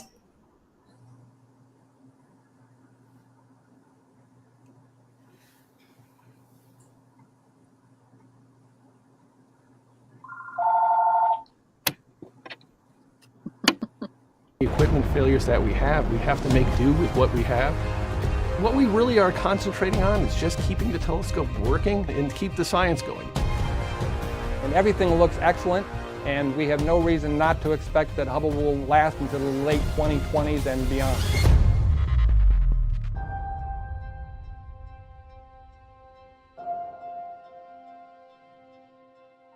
My name is Mike Wenz, and I'm the lead systems engineer for what's known as the Optical Telescope Assembly of the Hubble Space Telescope. I'm in charge of what's known as the fine guidance sensors. These are the instruments that actually help Hubble do the exquisite and precise pointing that it does. Right now we're getting ready to perform an observation. The telescope is going to be trying to go to acquire some guide stars in just a few minutes here. The stock is the Space Telescope Operations Control Center, where we send commands to the spacecraft. On a daily basis, we have to send up what's known as command loads. Accepted. DTMR is good. Step 3 is complete. Because the computers on Hubble are very old and they have very little memory, in fact, most of your memory sticks today are 20, 30, 100 times bigger than Hubble, we have to send up essentially a load of all the commands Hubble's going to be doing for the next 24 hours. On a routine basis, we always keep 24 hours of instructions on board, so it's routinely updating for the new sequence 24 hours in advance. We'll start with doing our premise uplink. Hubble is always working, it's always doing something, it's always doing some sort of observation or calibration or getting ready for the next task.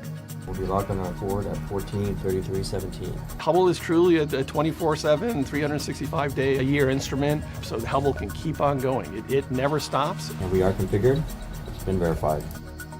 Now we do have to, because of this low Earth orbit we're in, the actual observations, when we're taking a picture of something, we're doing a science observation, we actually have to wait because sometimes the Earth gets in the way. So we have to pause, wait until the Earth gets out of the way as we go back around and start the observation back up. You have constraints. You don't want the optics pointing at the sun, and you don't want the instruments to have their shutters open when you're looking at the Earth, because the Earth is bright for them. And then we have the South Atlantic Anomaly, the SAA, which is a portion of the Earth where we get proton hits that will affect the electronics in Hubble and can also affect the instruments in Hubble. And so we have to plan out very carefully our targets and observations. We have a timeline that's laid out to maximize the efficiency of it.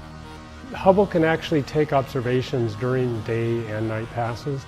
Every 95 minutes, we go around the Earth. The batteries will charge from the solar rays during the day pass, and then at night, batteries power the observatory so we can continue observing.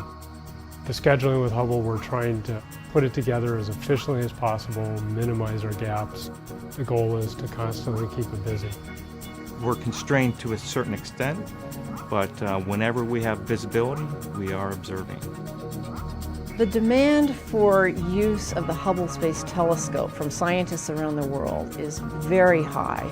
Hubble is at its most productive. It's got some of the best instruments that have ever been on board it. There's a very high demand. Hubble's performing extremely exceptionally well. 2, 1, and liftoff of Space Shuttle Atlantis, the final visit to enhance the vision of Hubble into the deepest grandeur of our universe. Since the final Space Shuttle servicing mission, we're using Hubble to get the best kind of science return we can from the suite of instruments that we have. So our focus now is on making sure we get the best science while it's still operating so well.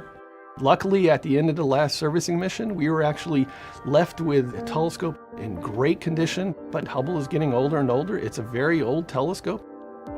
Now, 10 years after the last servicing mission, we can't rely upon servicing missions to fix things, so we have to rely upon our own ingenuity to be able to figure out if something does fail, what are the alternative paths that we have. For the telescope to keep giving us this peak science, we need lots of things to be working together very well on the telescope. We need a pointing accuracy system that is outstanding and keeping that whole system healthy and functioning so that we can point Hubble very accurately even while it's whizzing around Earth in its orbit. For the telescope to be able to do the science it needs to do, we have to hold it very, very steady. There is actually a little bit of motion. I mean, it's hard. We're zooming around the Earth at 17,000 miles an hour, so it's hard to hold the telescope perfectly like that. The gyros are working really good. The gyroscopes can sense motion in each direction. And so because of the gyroscopes that we have on board and how sensitive they are in terms of sensing motion, that we can keep our cameras steady. Gyros are very good at measuring these very small rates. The fine guidance sensors are actually sort of used, I always like to describe it as backseat drivers. And they constantly tap on the gyro's shoulders, it's about once a second. And they keep saying, turn left, a little bit right, a little bit left, a little bit right. I mean, it must be driving the gyros nuts. So the fine guidance sensors allow you that really fine control, but actually it's the gyroscopes driving the telescope. And they're doing a perfectly good job here. Everything looks good, our stars the right brightness. The reason that is because we need to make sure we have the correct guide stars. One of the things we look at is the brightnesses, and that's what we're measuring here. Those are about right for what the stars were. But also we wanted to make sure they were exactly as far apart as we thought they were going to be. And it did. It did a check, and it passed a very, very tight tolerance check to make sure that those were the right stars. So we know we're locked up on the stars. We got a good lock here. The gyroscopes are very critical because to be able to move from one position to another position, the gyroscopes are the only thing that can tell us how we can do that. We have 6 gyroscopes on board Hubble. Currently, 3 of them are still working. And 3 is sort of what people used to think of as the minimum number, but we have developed a science mode where we only need 1 gyro. A big part of our job is to make sure that we can extend the life of Hubble and continue doing the high performance science that we're doing for many more years. And what we've done is we've gone through all the things you might do with your own car is it's getting more miles on it. The gyroscopes have been our most problematic piece of hardware. So I helped lead an effort to develop a 2-gyro science mode, and we were able to use that mode on orbit and be able to perform science. And then learning from that, we actually developed a 1-gyro science mode that we've been able to test on orbit, but we haven't been called on to use. But in the end, possibly 5 to 10 to 15 years from now, when we're down to potentially our last gyroscope, that is the mode we will be in. Before we do anything on orbit for the first time, we have to test it out on the ground. And we're very lucky to have what we call the VEST, the Vehicle Electrical System Test Facility. And the key with the Vehicle Electrical System Test Facility is it's an exact copy of the main part of the telescope where all the electronics are. And it has the mechanical bays, it has the computers, the electronic boxes installed in there, and it has the cables and harnesses in there. And in fact, when we were building the VEST, we had the quality engineers came to us and said, you're not doing these cables exactly the way you should be doing them. You know, we've got better standards now. And our thing was, we're trying to build a copy of what we have on orbit. And so what you have in the VEST is an exact electrical copy of the Hubble Space Telescope. Every orbit as we come around the Earth, to be able to get our attitude correct, to get ourselves steady and locked on, the fine guidance sensors and the gyroscopes are key to that. And that's why those are the 2 of the subsystems that are on the top of our list as far as having contingency plans for and monitoring the health and safety of those and making sure we have them in peak performance. When something fails on Hubble, or we have an anomaly, something we don't understand, one of my jobs is to bring together the experts, which may be a thermal engineer, a mechanical engineer, an electrical engineer, a software engineer, all these different people. And we'll say, how do we deal with this issue? And how can we work around it and return back to peak science? What you do is you come up with a list of what is available to you on the telescope in terms of potential. I could close this relay or open that relay or turn on this box. And I am continually amazed. You have a telescope on orbit that you can't even see. All you're doing is looking at the data coming down to you from the ground. These experts are able to use their ingenuity and come up with ways to continue to operate Hubble. And everything looks excellent, and we have no reason not to expect that Hubble will last until the late 2020s and beyond. I personally am extremely grateful to the Hubble operations team, these people who work day and night to keep Hubble operating, providing exquisite science return, giving us the information that we need to know how Hubble's doing. Is it doing the kind of accurate pointing that we need? Is it getting the sensitivity and the various wavelengths of light in the various instruments that we need to have to do the science?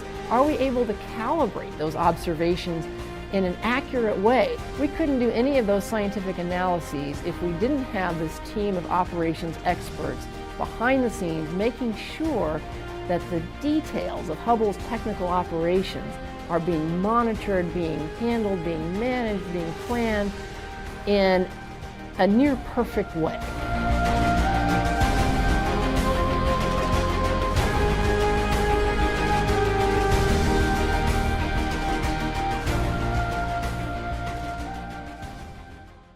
Planets. If you had asked the guys who built Hubble and designed Hubble, they would have sworn Hubble could never, ever do this. That's one of the things I love about Hubble, is that it ends up giving us new questions, new mysteries to explore.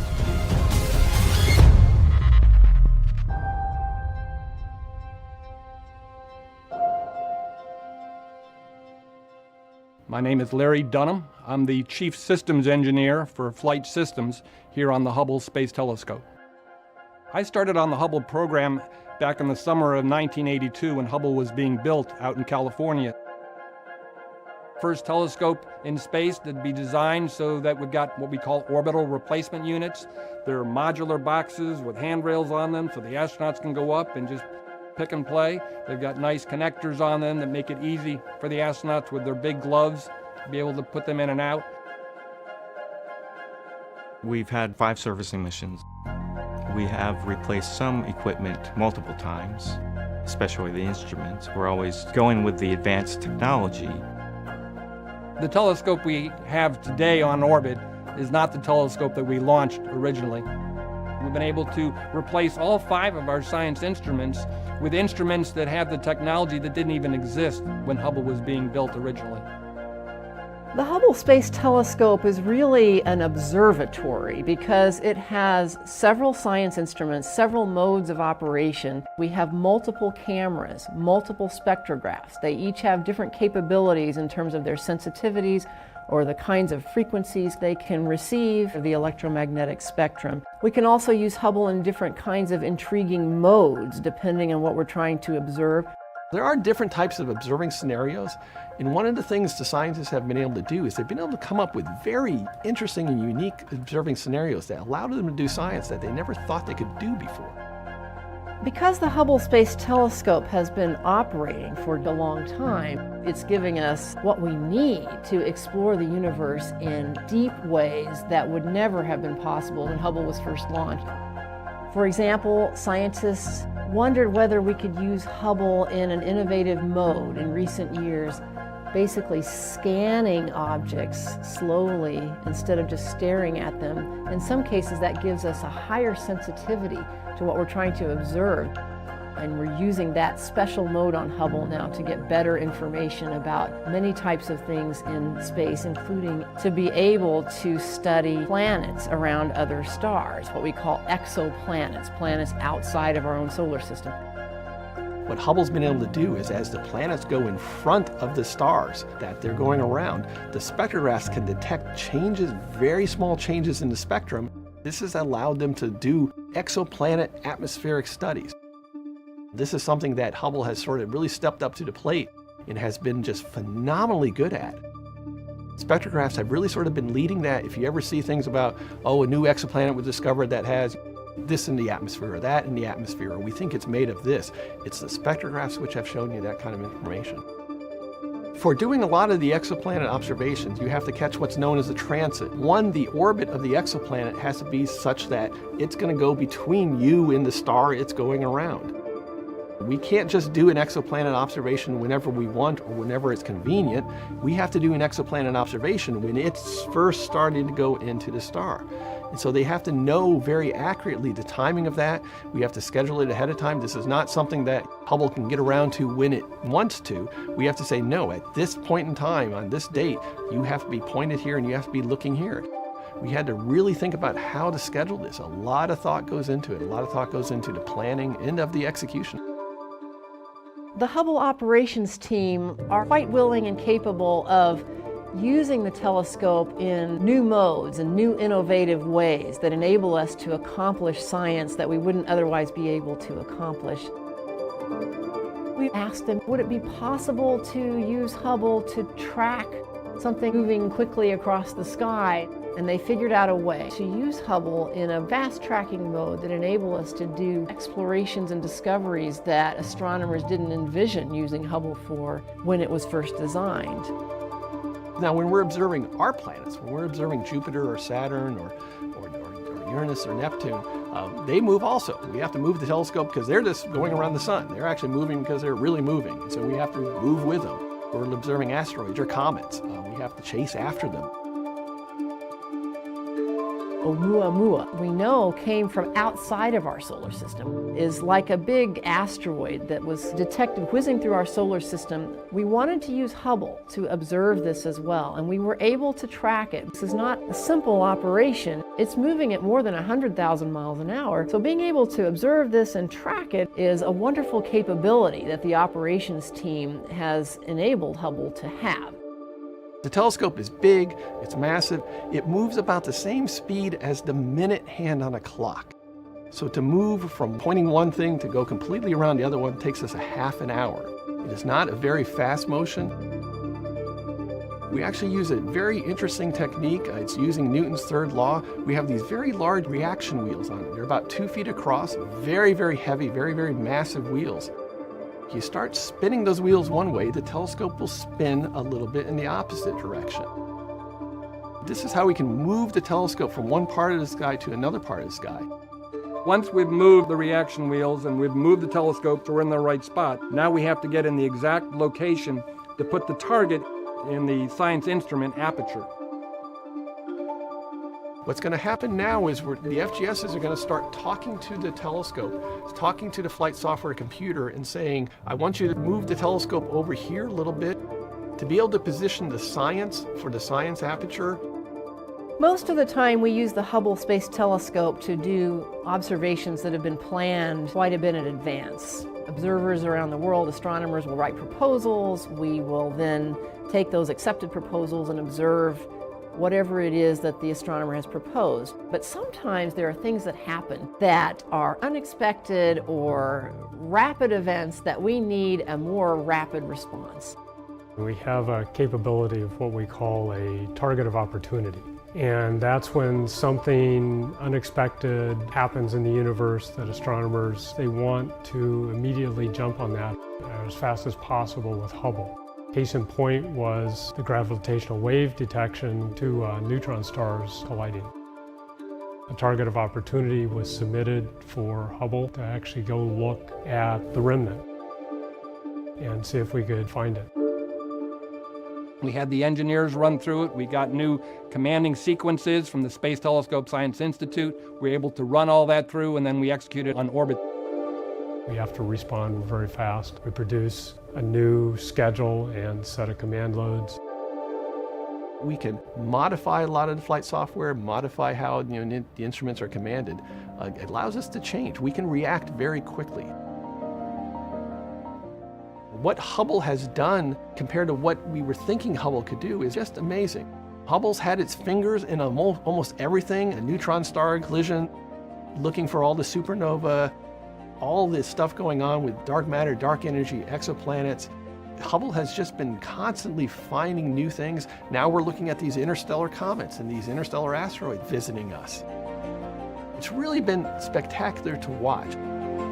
There really are two key aspects to Hubble's design that have enabled us to last the 30 years that we have, and that is really the redundancy that we have on board, and then it's the servicing, putting in new and improved instruments, and being able to improve the hardware with lessons learned over the 30 years of Hubble operations.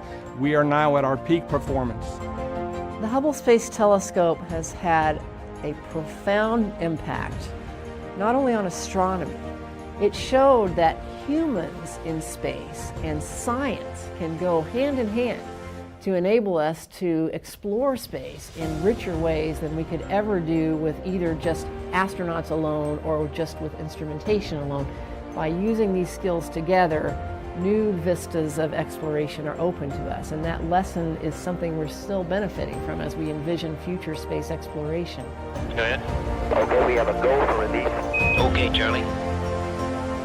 It's amazing with a program that's lasted the duration that Hubble has lasted, that the astronomers up at the Space Telescope Science Institute continue to come up with new things that they want to try to do with Hubble, and we certainly hope that we'll be able to continue to provide that kind of capability to them into the late 2020s and beyond.